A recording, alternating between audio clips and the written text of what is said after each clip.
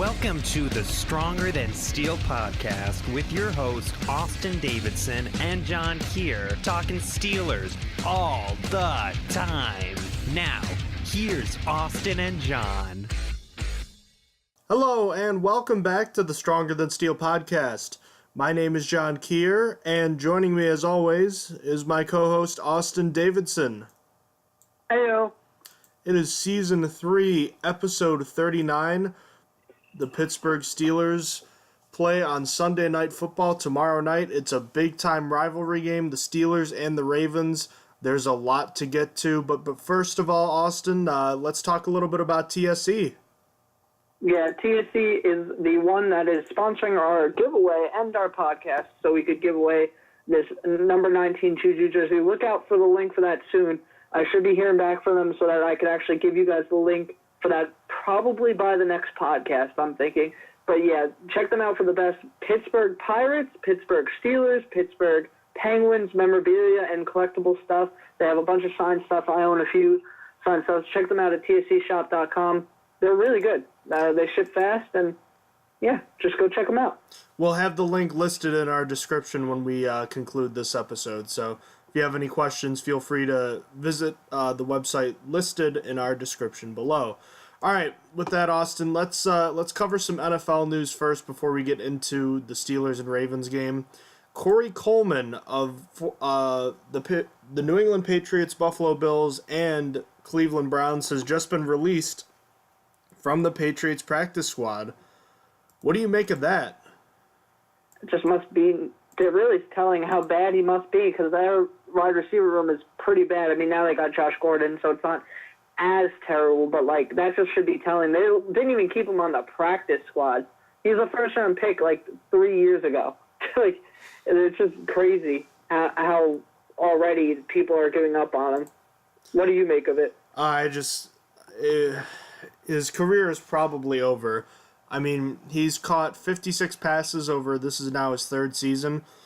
To go from the Browns to get traded to the Bills this preseason, then you don't even make the team, and then the Patriots cut you, I think that's just the universal end of your career. I don't see how he can really rebound at all, but it's looking pretty grim for his career prospects. Another wide receiver who has declined pretty quickly is Kelvin Benjamin, formerly a 1,000-yard receiver with the Carolina Panthers. Kelvin Benjamin was traded at midseason to the Buffalo Bills and has had quite a tumultuous time out there in Buffalo. He finished with okay numbers in 6 games last year. It wasn't really great. He had 16 catches for 217 yards and a touchdown in the Blizzard game against the Colts. And then this year, through 3 games, he has just 6 catches for only 58 yards and a touchdown. Benjamin's struggles, he attributed them to Cam Newton in the past, and now has said, quote-unquote, have we been throwing it all? So I don't know if I don't really know. I haven't been watching the Bills enough to know what's been going on with him, but he just looks like someone that has not been very good for the Bills. And you look at his game stats, he's had 1 catch for 10 yards, 2 catches for 19 yards, 3 catches for 29 yards. He's just not doing a whole lot. So I guess it's just something I wanted to bring up because it's like, what is going on with him? Yeah, he was brought in as, he was supposed to be a number 1 receiver. I think the Bills traded a 3rd and a 7th for him, if I remember correctly. He was supposed to be brought in specifically to be a number 1 receiver. He is not putting up number 1 receiver numbers. Those are wide receiver 3 or off the bench numbers. Like, that's really bad out of him. I just don't think he's very good. He was really good in his first season with Carolina, but just ever since then, I mean, he suffered an injury that knocked him out for the year following that, and maybe that has something to play, something that brings to the table for this. But I don't know. He's just not been very good since that injury, basically. Yeah, I don't really know what what more there is to see from him. It's a strange decline, and I don't really know what the explanation is for it. All right, let's get into the game. Steelers-Ravens, one of the best rivalries in the NFL today. We've usually got defensive-minded teams at the forefront of this rivalry, but at least on the Pittsburgh end, it's changed more to offense. but there are still key injuries and players on both sides of the ball.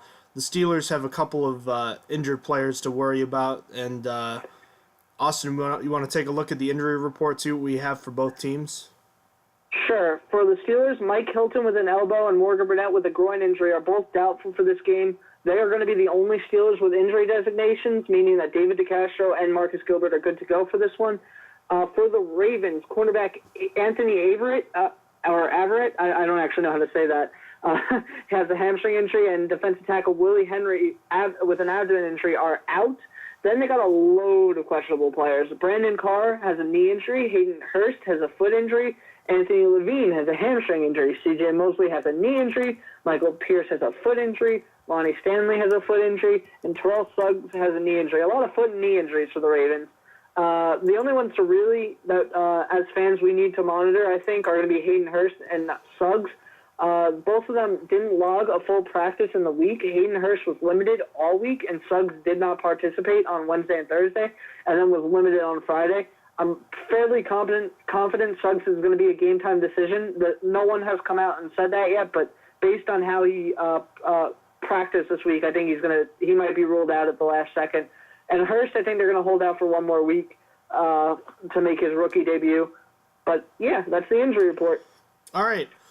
These two teams have been playing twice a year and sometimes more since 1996, the old Browns moving over from Cleveland to become the Baltimore Ravens. And the Steelers currently lead the all-time series between the two teams by a record of 27-21. Obviously, last time these two teams met, the Steelers won 39-38 in a game you and I both attended, and the first season sweep for the Steelers since 2008. The Steelers hold a 3-1 record in the postseason advantage. And a fun fact, the last 10 games these teams have played, it's been pretty even football, all things considered. The Ravens have won 6 games to the Steelers 4, but the Steelers have outscored the Ravens in those 10 games by a score of 254-239. So it's been a very close rivalry, even after both teams haven't been necessarily at the top of their games over the past 5-ish years, you know? So it's been good football all around. All right, now that we've taken a look at the injury report and we've talked a little bit about the history between these two teams, let's take a look at the offense. So the Pittsburgh Steelers are the offensive-minded team in this matchup. They've put together a couple nice weeks back-to-back, but they're facing a little bit different of a challenge. The Ravens, throughout their entire existence, have really been a team predicated on defensive success, and even in this offensive league, their defense still seems to be the better unit. So, all things considered, what should we expect to see from the offense, and kind of what are the key things that you're looking for the offensive group, which should have a tougher day than it did last week? Well, this offense has been very successful through the air. I think we could both agree on that. And then they're going against a lockdown defense that has allowed the second lowest amount of passing yards per game this season. And in terms of total yardage, they have allowed the least yards. It's going to be a tough one for the offense. Definitely the toughest matchup they had so far. I think this is really going to be telling for the offense for the rest of the season because of that. We're really going to see if they are good or not. Steelers really need a big game out of James Conner. That being said, the Ravens' defensive weakness, in quotations, is against the run, where they only rank 13th in the league in yards given up per game, averaging 103.7 in each game. So that's a really favorable matchup. The Steelers are going to want to exploit it. Hopefully having David DeCastro and Marcus Gilbert back will improve the run game to help, but other factors that should help James Conner is that both C.J. Mosley and Terrell Suggs have knee injuries, and Michael Pierce had a foot injury coming into this one, possibly making it easier for Conner to cut and maybe rip off some big runs up the middle with these guys having leg injuries. But hopefully the interior offensive line can put it together for this game to allow Conner to take control, because if Conner and the line are performing, this should be a win for the Steelers. In terms of pass blocking for the line, they have a challenge in this one as well. The Ravens are tied for 7th in sacks, having 9. It would be a big loss if they don't have Terrell Suggs, as he leads the team with 2.5 sacks, and it would make the offensive line's job much easier. But the Ravens would still have a challenge, as I'm sorry, the Steelers would still have a challenge, as cornerback Tavon Young has been used like Mike Hilton and is tied for the second most sacks on the Ravens team with 2, being tied with backup Zadarius Smith. So Suggs being out wouldn't kill the Ravens' pass rush. That being said, since technically Zadarius Smith is behind Suggs on the depth chart, and he only has half a sack less than Suggs does, but I still think it's a downgrade from Suggs to Zadarius Smith. But I bet Roethlisberger would be happy with Suggs out, though. He still says to this day that out of all the hits he has taken, Suggs has hit him the hardest ever. So, speaking of Roethlisberger, I'm pretty worried about him going into this game. He's had a really great start to the season stat-wise. It was his first time opening a season with 3 straight 300-yard games, and then these past 2 games have been really good in terms of yards and touchdown-to-interception ratio. But now this defense is a good one. These defensive backs are all really solid, even without Jimmy Smith. Marlon Humphrey seems to be developing really well in his second season. Tavon Young was great last year and seems to be really good returning from his ACL injury. He looks like Mike Hilton. Then Brandon Carr, who looked bad last year, in my opinion, is actually one of the top-graded cornerbacks according to Pro Football Focus. He's having a much better year thus far. Then the safeties Eric Weddle and Tony Jefferson are great, so it's going to be really hard for Roethlisberger. And I'm not exactly expecting a good outing from him after having 2 easy matchups the past 2 weeks. We will see, though. His performance obviously has the biggest effect on how the wide receivers and tight ends do. And for them, I believe it's not going to be a great day. I think with the deep ball not there between Ben and Brown yet, Marlon Humphrey should do okay against Brown. I expect him to be matched up against Brown for most of the day. And I think the biggest mismatch at wide receiver in this game is going to be James Washington. Washington can make those catches while being draped by a defender, so I think he may have the best time in this game, whether he's matched up against Tavon Young or Brandon Carr. I think that he might have the best chance of having the most yards in this game, but also look out for Juju and James because of their ability to get open. They could have solid days as well. I'm hoping for a big day from Vance, being a Steelers fan, obviously, but also because I'm starting him in fantasy in one of my leagues. But I think the Ravens are going to come prepared for him. And Jim is finding a way to get slippery with the past couple of weeks. That makes me think that he will be the better tight end in this one. But that really wraps it up for the offense for me. What do you have to say about the offense going into this game? Where do their challenges come from? I understand the concern and the kind of feeling that this is going to be a difficult game for the offense. And on the surface, I understand that it projects to be a difficult game. But I'm not really worried that much about the offense in this game, and there's a few reasons for that. I think you have to dig a little bit deeper than the numbers that are put up at this point, just because, again, there have only been 3 games played. But the first thing you have to consider is that the thing that we've seen this year is that the NFL is all about offense now, more than ever, and defense is getting harder and harder to play. It's harder to stop offenses. Furthermore, the last 2 times these teams have played, the Steelers have put up 31 and 39 points respectively at home games against this Ravens defensive unit, who, in my mind, was better in those 2 games than they are right now. And then you consider that top cornerback Jimmy Smith is going to be out while serving a suspension, and Terrell Suggs may not even play as he was limited on Friday, as you mentioned. And even if he does play, he's not going to be at 100%. And then I said it before, I don't really take that much stock in the Ravens' defensive stats right now. They beat up on Nathan Peterman at home and Case Keenum at home. Those aren't exactly high-flying offenses. They did what they were supposed to do. And what happened when they played a quality starting quarterback at home and Andy Dalton? Well, he carved them up. I'm not saying this is a scrub defensive unit, but they can and certainly should be beaten all day long. Looking at the Ravens defense, the best part in my mind is up front with Michael Pierce and Brandon Williams. And Pierce is injured at this time, but the latter of which Williams has caused significant problems in the past. He can live in your backfield if you let him. But with DeCastro and Marcus Gilbert set to return most likely, it should bolster the right side of the line in the running game as well. The best overall player, though, on this defense is probably inside linebacker C.J. Mosley. He's probably the closest thing to Ryan Shazier that the Steelers have seen. He's a do-it-all kind of guy. I'd imagine it's going to be a tough day for James Conner to get open in this one in the passing game, and it's going to be harder to make a guy like Mosley miss in the ground game. Moving on to the secondary, this is a unit that I find to be overrated, especially without Jimmy Smith. I understand the personnel isn't exactly the same, and they're a year older now than they were last year. But last year they gave up 500 yards to Ben Roethlisberger and Antonio Brown at home, and they just got absolutely torched. Brandon Carr may have been maybe playing well this year, but guys like Marlon Humphrey and Tavon Young, who are young and improving, I still don't see how they can hold a candle to Antonio Brown at this point. And I understand that Brown hasn't been playing the way he typically does, but they just haven't faced an offense as good as the Steelers yet. And just like last year, I think Roethlisberger and Brown are going to torch this defense left and right all game long. I just don't believe in this Ravens secondary right now. And even if you shut down Antonio Brown, as he has been quote-unquote shut down the last few weeks, Brown has found 3 other targets for over 100 receiving yards individually, and Jesse James, Vance McDonald, and Juju Smith-Schuster, who's done it in all 3 of the games this season. Not to mention that James Washington continues to improve and is getting more involved in the offense every week. And James Conner's a pretty good receiving back too. I just don't know if you're the Ravens what you do in this game.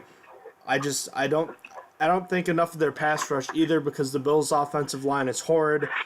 The Bengals' offensive line isn't good, and quite frankly, the Broncos' offensive line isn't that good either. I think if the offensive line plays the way it can, Roethlisberger should have plenty of time to throw the ball, and he should have plenty of options to pick apart this Ravens defense. I think the running game will be a little tougher, and I know that the Ravens haven't been great at it this year, but they typically don't give up a ton of yards to the Steelers on the ground.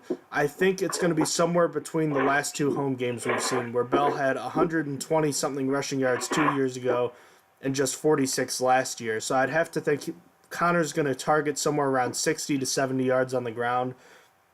And at the end of the day, if he can move the ball just every now and then, that's fine. I think this offense is too much for the Ravens defense, as they have been for the past 3 games. The Steelers have scored 32 points per game in the last 3 games against the Ravens, and I don't see why that's going to change in this one. On the other side, though, it's quite the change that we've seen from the Baltimore Ravens from last year to this year. So much of their personnel has changed over on the offensive side of the ball. What do you make of what they've done so far? Well, for the defense, it's going to be a hard one, but I mean, every game for the defense basically is going to be a hard one in my eyes. This one is no exception. This Ravens team actually has a really solid passing offense, which hasn't been the case for the last few years, averaging the 9th most passing yards per game. And I can really stop right there, because that being said, the Steelers can't stop anything passing, never mind the 9th best passing offense. However, I will continue, because somehow the Steelers can limit Flacco's passing yards. The Ravens are really bad rushing in terms of yardage per game. They rank 26th in the league in that regard. But I doubt it will matter with how many passing yards the Steelers have given up. Even if the Steelers do somehow manage to shut down the pass, the Ravens' rushing offense wasn't that good last year, and in the last matchup in the game we went to, we saw Alex Collins rush for way more than he should have. So I guess you could say I don't have confidence in this defense, and I won't be until some changes come. Matthew Thomas gets more sacks on defense, and Ola Daney comes back. Okay, all right. A big problem for the defense coming into this game is that the Ravens' offense is perfectly red zone efficient. On all 12 red zone trips they've had thus far, they've scored. Basically, this defense that gives up so many yards has to find a way to keep the Ravens out of red zone, because they thrive in it. I mean, I'm sure the Steelers will put an end to that perfect red zone efficiency, because it's crazy that they even got past the Broncos having that, but it can't go on forever, and they don't always get into the red zone on every drive. So let's talk about some individual players, though. Week 2, I was scared of Hill. Week 3, I was scared of Deshaun Jackson. And now week 4, I'm scared of John Brown. The Steelers actually did a good job of keeping Deshaun Jackson in check last week, but I really think that was because Mike Evans was open on most plays, or one of the tight ends. This week, the Ravens don't have an elite receiver, a good tight end on their team. Michael Crabtree is really their best receiver, so John Brown may run rampant in this one, because if you're not having one guy that's always getting open, you're going to look for the mismatch somewhere else, and that is John Brown's speed. We've seen what the speed does to the Steelers. We've seen what happens to guys like Artie Burns and Cody Sensabaugh. They get burnt. There's no Mike Hilton in this one either, more than likely. So the Steelers are in quite a bit of trouble, I am thinking. The fact of the matter is they don't have a fast cornerback that is also skilled, and they don't have safeties that are fast enough to get over in time, or at least fast enough to recognize the play or what's happening, because Edmonds has the speed, but he never seems to get over it fast enough, like I was complaining about in last podcast, how he doesn't seem to get involved often enough. I just don't know what the Steelers can do with the guys they have. I want them to make a move at this point for the secondary because it needs help. And I'm not saying that baseless. I'm not saying that without an idea, saying, yeah, the Steelers should just pick up a guy. Dante Jackson was just cut by the Seahawks, and I think he'd be a great cornerback to pursue over Cody Sensabaugh if you don't want to give up on Artie Burns yet. And then I'll be real with you. I'm actually thinking about Earl Thomas. At first, I thought it was stupid, and now, I mean, with the Steelers listening to trade offers for Bell, I feel like there could be something that works there because the Steelers could immediately extend Earl Thomas with the money they save from Bell because I think the top safety in the league gets $11 million.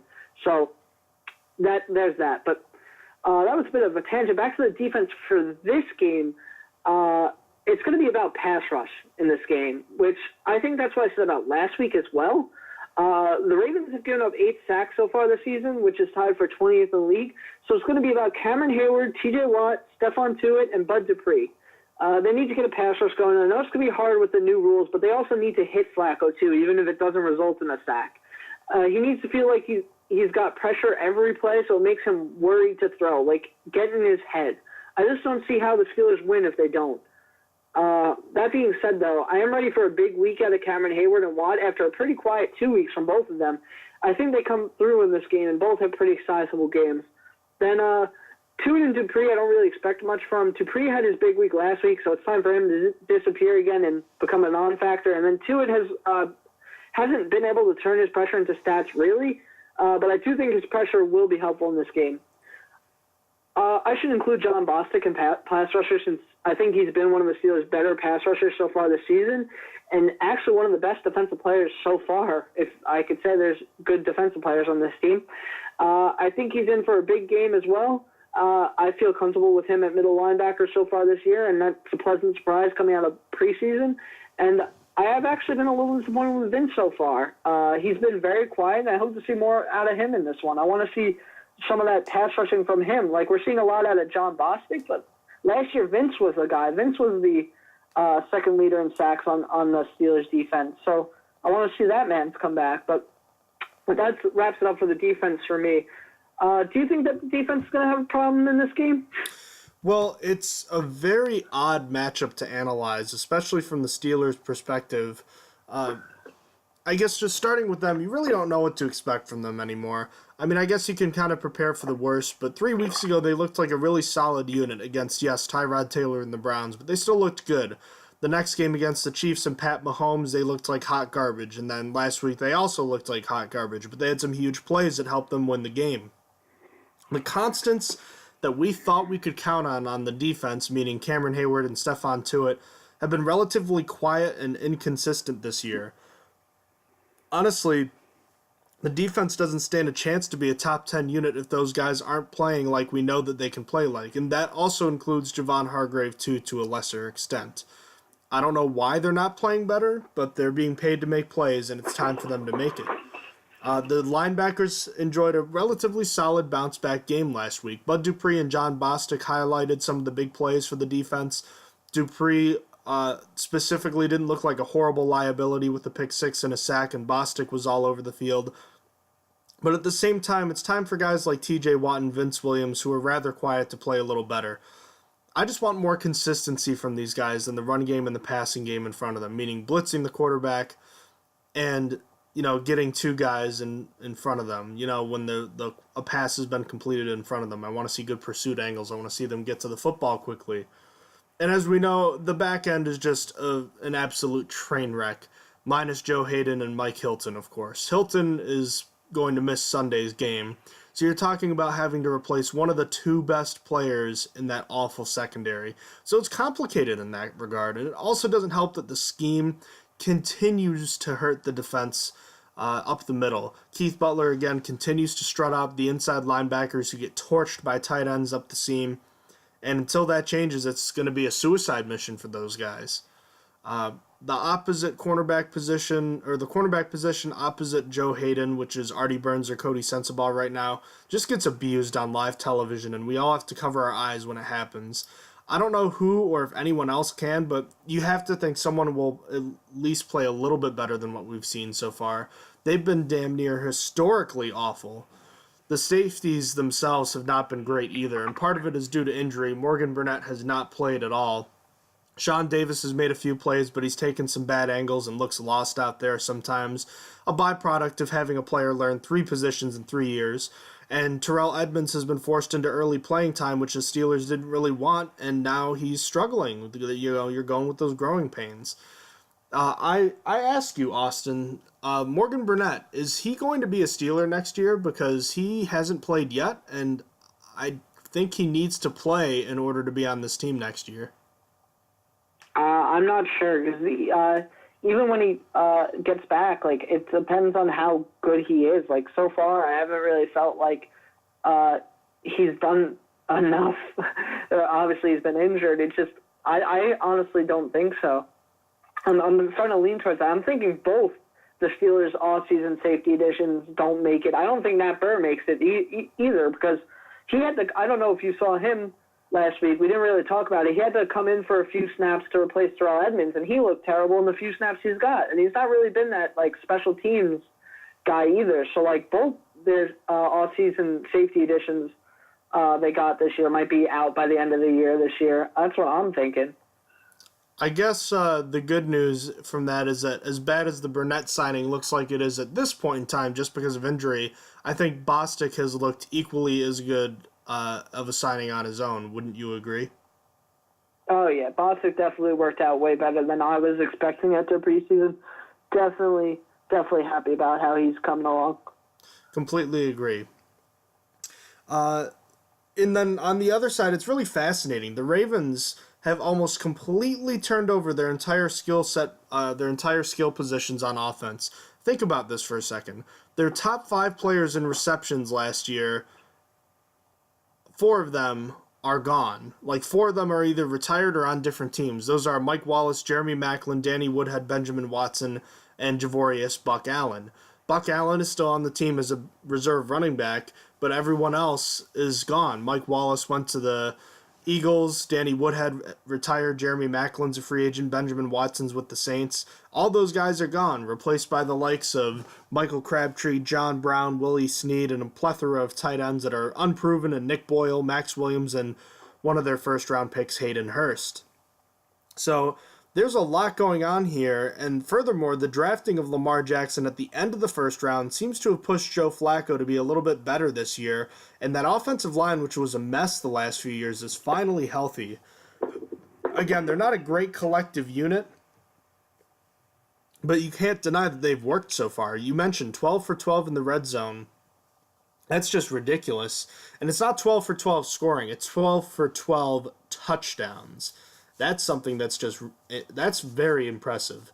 And the question is obviously, it's not something that you can sustain for the whole season, but can they sustain it for this game?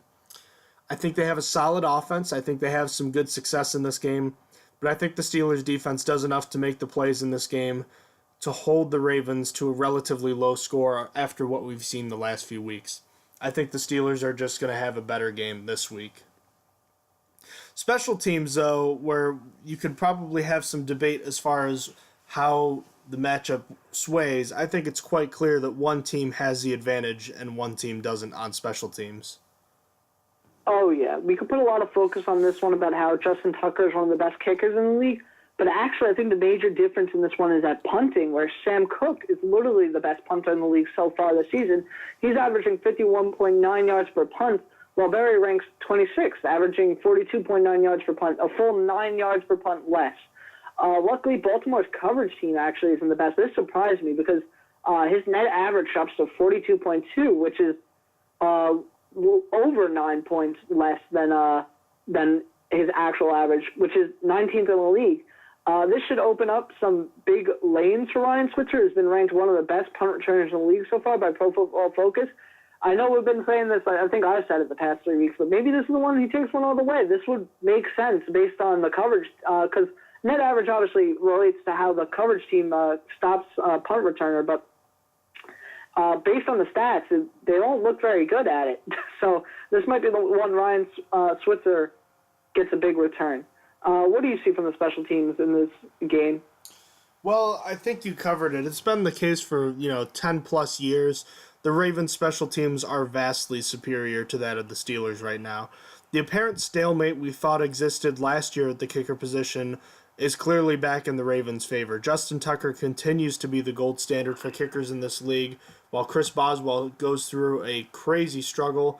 And Sam Cook is one of the best punters in football. He has been for over a decade. In a game in 2008, he had 2 punts inside the 10-yard line, 4 punts inside the 20 in a game against the Steelers. He's been just fantastic. And since John Harbaugh comes from a special teams background, you can always expect them to be good on both return and coverage units as well. Expect them to be responsible too. And considering how bad, especially Jordan Berry has been all year, I'm very concerned about this battle. And then the last thing I wanted to touch on is the special teams penalties. It's just been out of control this year. And if something's not improved quickly, especially with the good special teams unit and the Ravens coming to town, it could be really bad, and they got to get it straightened out real quick. So I'm not feeling very confident about that position group and that unit. Keys to the game, though, will it be up to the special teams to win the game? What are your keys for the Steelers? What do they have to do to win this game? For offense, it's try to give them a heavy dose of the run game. I know this isn't Todd Haley anymore, but a small part of me still feels Randy is going to be try to get cute and not just try attacking their weakness. The Ravens aren't as good against the rush. That's the bottom line. So Randy needs to attack them where it hurts.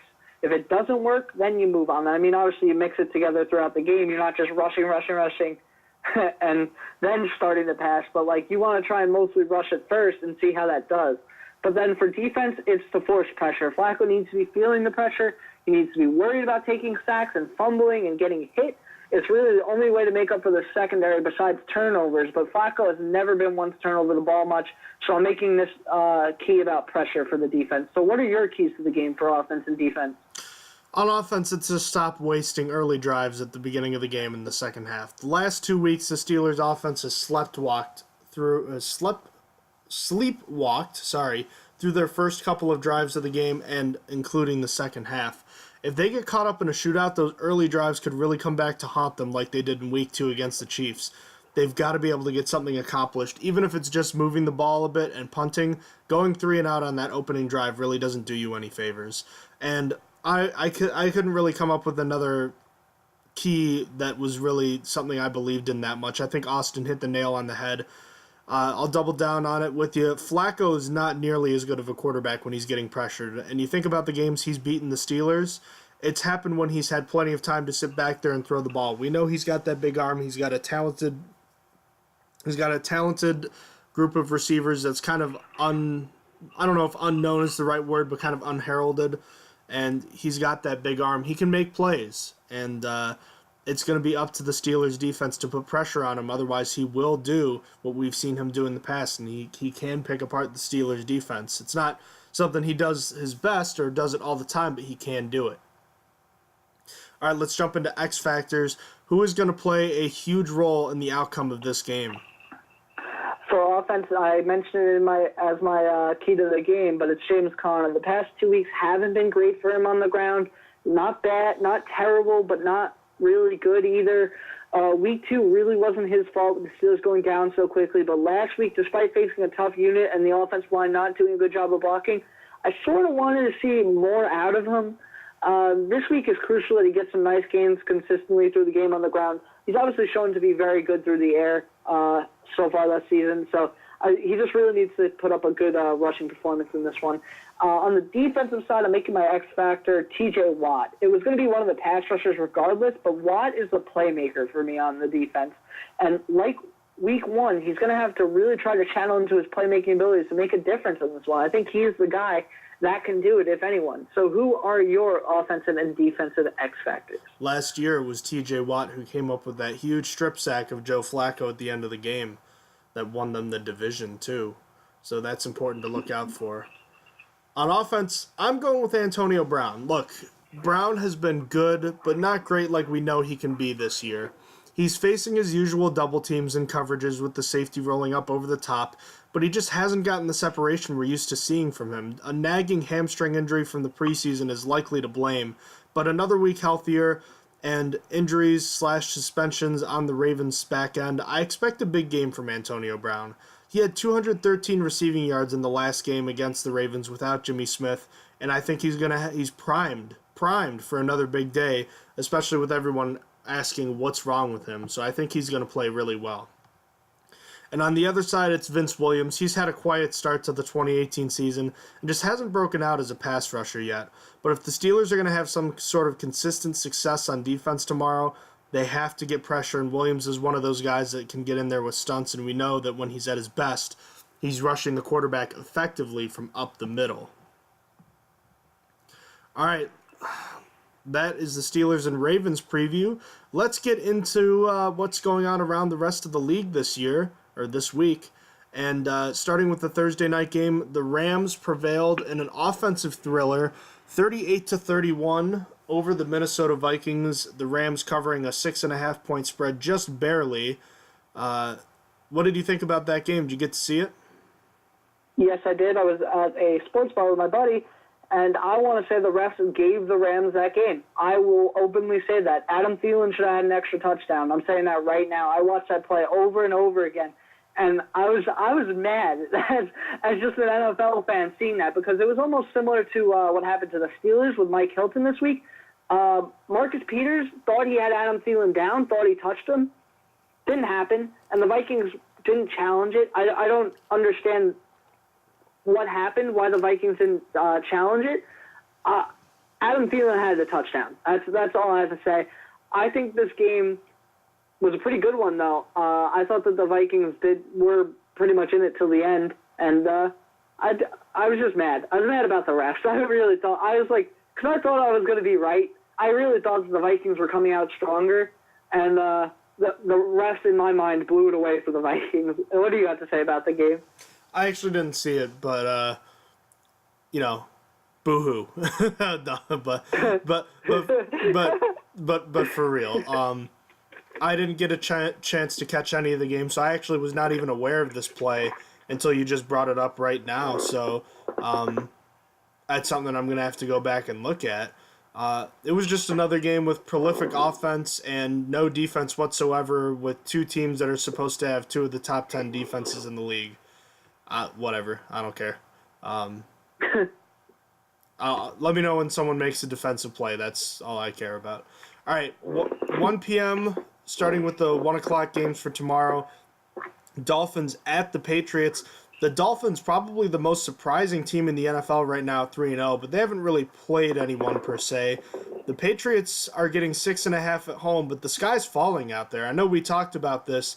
If the Dolphins get ahead by 10 or more points at halftime or something like that, it could be a serious problem.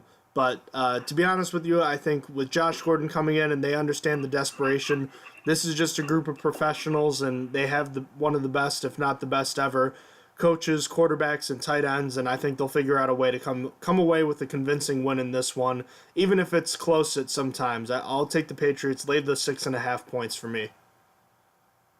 I'm going to agree with you there. I think the Patriots cover. I think that if the Patriots lose this, that would really mark the end of the Patriots era. I know it's still September, but losing to the Dolphins, I think would really, really put the nail in the coffin. We talk about how much drama the Steelers have, because obviously we're focused on the Steelers, but the Patriots this season have got a lot of drama from their losses because they're not used to losing, and now everything that comes up from this past offseason just comes up. It's like, oh, yeah, Tom Brady wanted a divorce from Bill Belichick. Oh, yeah, Tom Brady's physical trainer really driving this team apart. Oh, these guys said this guy said that. It's a lot of drama coming up for the Patriots, and it's just a lot of noise. And it's really, I think it's getting on to them. I really do. Sort of like how it gets to the Steelers. They've gotten so much drama over the past offseason, which they're not accustomed to either. They're usually a pretty quiet team aside from getting accused of cheating. But, back to the thing at hand. I just think the Patriots cover. I think they bounce back. I think that they're still the Patriots out here. Another 1 o'clock game Sunday. The Bengals at the Falcons. A couple of teams that have been up and down this year. The Falcons getting 3.5 at home in Georgia. How you feeling about this one? Because I don't know who I'm with just yet. I don't know. I've gone both ways on this one. You know what's funny? I was thinking that same thing with all the Falcons injuries. Like, they don't even have they've lost both their starting safeties for this game. Like, they don't have any of the starting safeties they came into the season with, Ricardo Allen and Keanu Neal, they're down. They're moving Brian Poole, who's typically a cornerback, to safety from the last I saw. They're just a banged-up team, man. Like, every week it felt like we were getting, for the first 3 weeks we were getting Falcons. They lost their starting guard. They lost Deion Jones for 8 weeks. They lost Keanu Neal and Ricardo Allen. Both starters. Like, it's just, they're having a really rough time out here. And it's really hard for me to say that they're going to win. I am going to pick the Falcons cover, that being said, but it's really hard. I think A.J. Green is going to be a little slower out there because A.J. Green is not coming back. He suffered a groin injury last game. I think that's going to hurt him a little bit, and they still don't have Joe Mixon for this game, and that's what I'm going to bank on. I mean, the Falcons still don't have Devontae Freeman either, but I'm just going to say that the Falcons still put up a good fight against the Saints last week, so I'm going to say the Falcons cover. What do you have? I am actually, right now just changing my mind. I'm actually just going to go with the Bengals to win. Just because, I don't know. Stay away from this game if you're a betting man or a woman. I would not touch this game if I were you. By the way, where did you get your lines from? Because I was just checking ESPN and they have Atlanta -4. So we can keep it the way it is, but I just wanted to know where you got yours from. I got mine from a random site. I can't even remember the site. I closed down the tab. It was one. I just hate CBS. Always comes up first when you Google it, and I just picked the one that was after CBS. Okay. Do you want to keep it at 3.5? Because you're the one that's picking that they're going to cover. I'll put it to 4, and I'll still say they cover. I think that they could win. Okay. By 4. And then I'll make note that I'm not picking the Falcons to cover in this one. Okay. Lions at Cowboys. The Cowboys are 3-point favorites at home, which I kind of thought was surprising, and I don't really know why everyone's so high on them. I think that's an anemic-looking offense, so that plus the Lions, maybe they haven't figured it all out, but they looked really impressive last week over the New England Patriots, and I like their chances to continue to have success in this one. The key is how do the Lions stop Ezekiel Elliott? The Cowboys obviously a run-heavy team. The Lions struggle to stop the run, but I feel good about this one. So I'm going to take the Lions to win this one outright. I'm going to agree with you. I would have taken the Lions plus the spread if the Lions were 3-point favorites. I was a little confused. I feel like the Cowboys don't have a receiver that's capable on their team. Like, their leading receiver through 3 weeks is Cole Beasley with 132 yards. And today, because he said, don't take me out of context here because that's how every journalist is taking it, but he said, I can't even remember, so I'm going to skip that. But he has 132 yards, and because of what he said to a journalist the other day, they put up a stat sheet saying 14 different NFL receivers and tight ends have more than 132 yards in one game. And obviously Jesse James was up there for his 138-yard performance, talking about the Cowboys, just trying to show how bad like the Cowboys wide receiver room is probably because of Dak Prescott because they can't throw it downfield. But back to the thing at hand, like I just don't see them winning. I don't see a scenario where the Cowboys win. I think the Lions win outright, especially after they're showing it to the Patriots last week. And I believe when I was looking up the stats for the Ravens that the Lions are actually the number one rush defense in terms of yards per game. So I feel like that just shuts down the only thing on offense the Cowboys got. I got to pick the Lions to win outright here. I just don't see how the Cowboys are favored.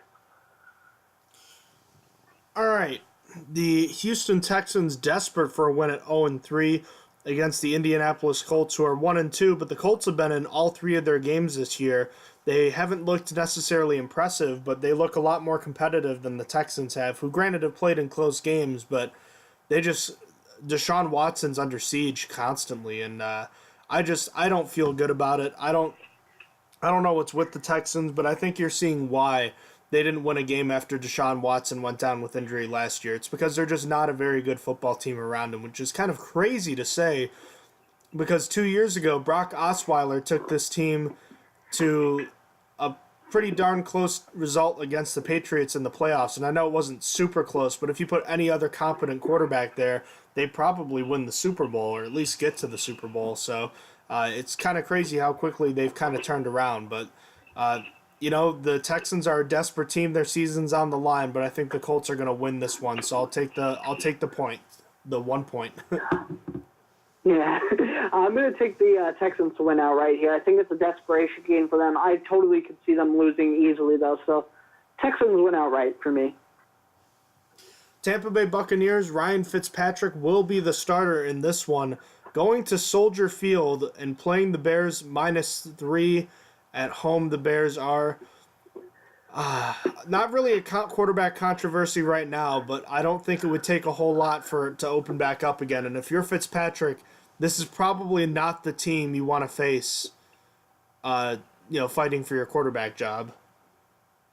No, not at all. The Bears' defense with Khalil Mack. Oof, Khalil Mack is a bad, bad man. With all the stats he's putting up since he's been traded, Khalil Mack's just a bad man. And they have a good defense. I mean, it's just surprising almost. I think that they're really, really solid. And I want to take them to cover in this one, despite the Buccaneers having an offense. I think we saw last week that when a bad defense just kind of took apart, got so many turnovers against Fitzpatrick, he is not perfect. He came out perfect the first 2 weeks, but this is a really good defense now. So I almost think this might be bad for the Bucs. I think this might be a bad loss. So I'm going to take the Bears to cover here. What do you have?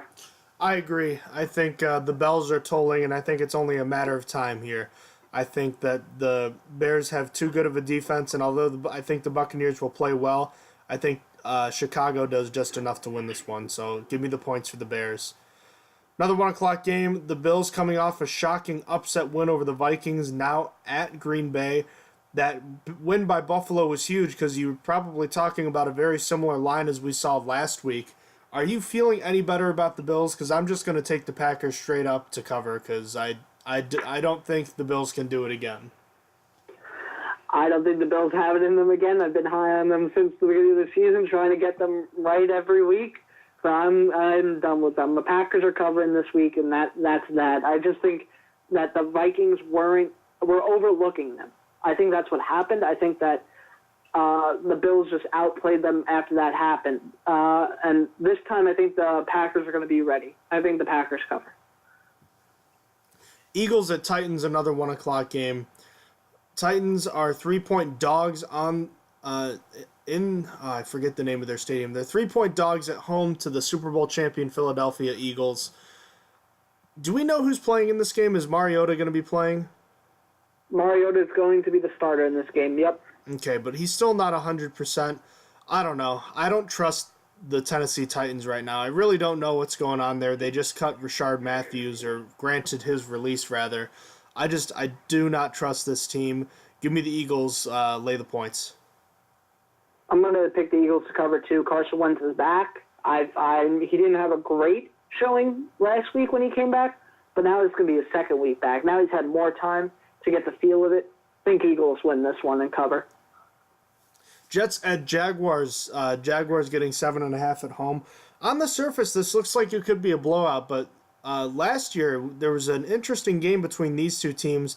The Jets won 23-20 in overtime. Bilal Powell ran for 160 yards, and Elijah McGuire ran for 90 in that game, in a surprising win for the Jets. I'm not seeing a repeat of that. That was early last year, and that was kind of before we knew what both teams were. I think the Jaguars are just too talented, but I'm not super confident in this pick. So I'll take the Jaguars, lay the points, but I'm not feeling great about it. I'm going to agree with you here. I think the Jaguars cover, but I think it's predominantly based on how Blake Bortles performs. Because last year, the Jaguars lost because I think it was Blake Bortles was always like a mixed bag. Some days he would come out like the trashiest looking quarterback ever, and then other days he'd come out slinging it. And it's really dependent on him in this one. But I'm still going to pick the Jaguars to cover because a rookie quarterback against the Jaguars' caliber of defense doesn't sound good to me. So I'm going to pick the Jaguars to cover. You're absolutely right, Austin. That game last year was lost because of how badly Blake Bortles played. He had, I don't remember exactly his stat line, but he was 15 of 35, which is horrible right there. So that should tell you really all you need to know about that. Moving into the 4 o'clock games, probably the game of the week, which I honestly was not expecting this to be the case. The Browns looking for their first road win in 22 tries at Oakland and John Gruden's winless Raiders. The Raiders actually getting 2.5 at home. I went back and forth on this one. I wouldn't bet on this one either. But I just feel like the Raiders are a desperate team, and I feel like they're just getting better and better every week. I think this is the week they finally come through and get it. So I think the Raiders, give me the points for them. I'm going to go the opposite. I'm going to pick the Browns to win outright. I have so much confidence in Baker Mayfield. I don't know why. I feel like this is finally going to be the quarterback to work out for the Browns. Not that I'm really looking forward to it since they're obviously a division rival, but there's just so much excitement around the Browns for one win. I think he's going to bring a new wave to the Browns. I'm going to pick him to win outright here. Also to note, since trading Khalil Mack for this season, the Raiders are dead last in sacks, and they can get no pressure. So I think that one of the biggest deals for a rookie quarterback is how he performs under pressure. And with the Raiders just being dead last in essentially pressure, if it were a stat, I'm going to pick the Browns to win outright. Seahawks at the Cardinals. The Cardinals going with Josh Rosen for his first career start. And for that reason alone, I'm going to take the Seahawks to cover their 3-point spread. I'm going the exact opposite for the same reason. And I think Arizona wins outright because they're not going to know what to expect from Rosen. We saw 1 2-minute drill. Well, I think it was 4 minutes from Rosen.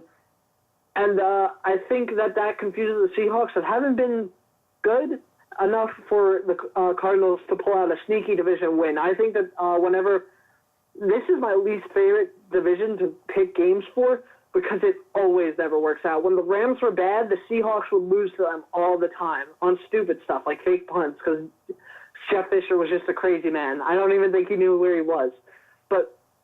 And then like the 49ers against the Seahawks, the 49ers looked like a powerhouse and then the Seahawks would win. I hate this division. So I'm just gonna go with the weird one and pick the Arizona win outright. New Orleans Saints traveling to New York to take on the Giants.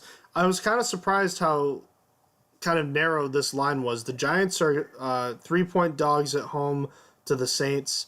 I feel like the Saints are starting to get it. It looks like they've got the ship righted. I understand that if they didn't get the ball first in overtime, they probably lose that game to the Falcons, and you're talking about a different story. But still, this is Drew Brees. This is the Saints. I feel good about them. Give me the 3 points. See, I was surprised at first, too. I was thinking about it. It's only because the Giants are home and because the Saints haven't righted the ship on defense for me yet. I feel like Cameron Jordan's not doing his thing. Marshawn Lattimore isn't doing his thing. I feel like their good players on defense aren't performing. And that because that paired with the Giants being at home was why I thought that this was fair. I'm still going to pick the Saints to cover because Drew Brees is a bad, bad man. And Michael Thomas is I can go on and on about him, man. He's on my fantasy team. He's been on it for since he got drafted into the league. That's probably why I love him so much. But he's nasty, dude. I love Michael Thomas. I'm going to keep saying it every time we talk about a Saints game. So, Saints cover. The Jimmy Garoppolo San Francisco 49ers traveling to LA to take on the Chargers. Vegas doesn't seem to like C.J. Beathard even a little bit. The Chargers getting 10.5 at home. And I liked C.J. Beathard coming out of college, but he's not a NFL quarterback right now. At least I don't think. I don't see how that team is even close to where it needs to be under him as opposed to Garoppolo. So I think the Chargers win big over a team that's deflated from losing its star quarterback. Yeah, Chargers cover. I'm not seeing a surprise here. CJ Beathard isn't good. Move along. All right. Monday Night Football, Chiefs at Broncos. This could be the best test the Chiefs have gotten this year on the road in Denver. They're 4.5-point favorites, though, against the Broncos and Bradley Chubb and Von Miller. You got that good Broncos defense. Not the 2015 defense, mind you, but still a good defense. I don't know. I kind of went back and forth on this. I guess there's really no reason to believe the Chiefs won't light it up until they don't. But I just feel like this will be a unique challenge on defense. So I'll take the Broncos plus 4.5, but I still think the Chiefs will win in a close one. See, I'm not confident about the Broncos without Aqib Talib. So they let Derek Carr light them up, and they let Joe Flacco do a pretty good job against them. So I'm not exactly sold on the Broncos being that good. That and Case Keenum hasn't been the best. He's been okay. He's been all right. So I'm gonna pick the Chiefs to cover, and I'm gonna say I think I would pick the Chiefs. If I were to pick a score, I'm thinking it's gonna be 30 to 20. I think that I would have picked the Chiefs to cover by 10. So that's that. All right, that concludes our pick'em section for this week's slate of NFL games in Week 4. Let's move on to bold predictions before we wrap this one up. I'll just start with mine. My X factors were Vince Williams and Antonio Brown. I think Brown has his first big game of the season. His stat line reads 10 catches, 145 yards, and a touchdown. I think he comes up with a big day. And Vince Williams has a big day of his own with 2 sacks, a forced fumble, and a fumble recovery on the day. I think we finally see the big impact from him that we know we could have seen from him all year. What about you? For me, first one is that T.J. Watt and Cameron Hayward combined for 12 tackles, 4 sacks. I'm going to actually change that to 14 tackles. That's not bold. 12 tackles isn't bold enough for 2 people. 14 tackles, 4 sacks, 2 pass defense, and 2 more quarterback hits. Then for my second one is James Washington gets over 100 yards and a touchdown in this one. And then my third one is just a weird one. No tight ends or running backs will score for either team in this one. That leaves only quarterbacks, wide receivers, and fullbacks for the most part. Or maybe even an offensive lineman if he recovers a fumble in the end zone. So, yeah, those are my bold predictions. All right. Steelers and Ravens, first game between these two teams in 2018. It's shaping up to be a good one. The Steelers are 3-point favorites. I'm going to be in attendance for this game, by the way, and I'm looking forward to it. Continuing my tradition of going to the Steelers and Ravens game with my mother. It's been a lot of fun the last 2 years. Austin was obviously able to come see it with us last year, and it was a very entertaining game. These games are always close, and they're always fun to watch, and they're always fun to be a part of. I think it's going to be a good game and relatively high scoring, but not high scoring like we've seen the last 2 weeks. I just think the Steelers are too high-powered on offense to even be slowed down enough by the Ravens. They've put up big points on them the last few games.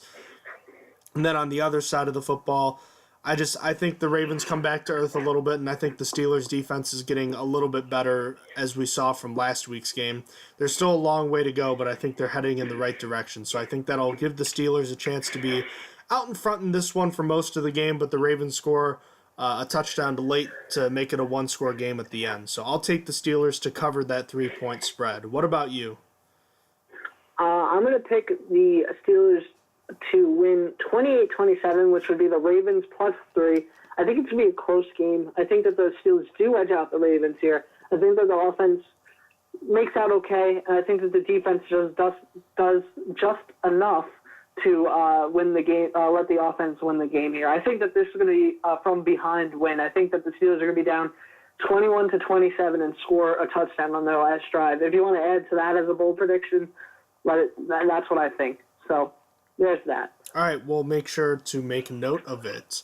All right, ladies and gentlemen, that'll wrap it up for today. If you have any questions about the show, feel free to email us at strongerthansteelpodcast@gmail.com. you have any questions, visit our website listed in the description below. And don't forget to check out the TSE shop at tse.com. And or is that the website, tse.com? No, it's tseshop.com. That's what I thought it was, tseshop.com. That will also be listed in the description below. And if you want to check out our various social media platforms, check us out on Twitter at @stronger_steel. And check us out on Instagram at @stronger_steel_NFL.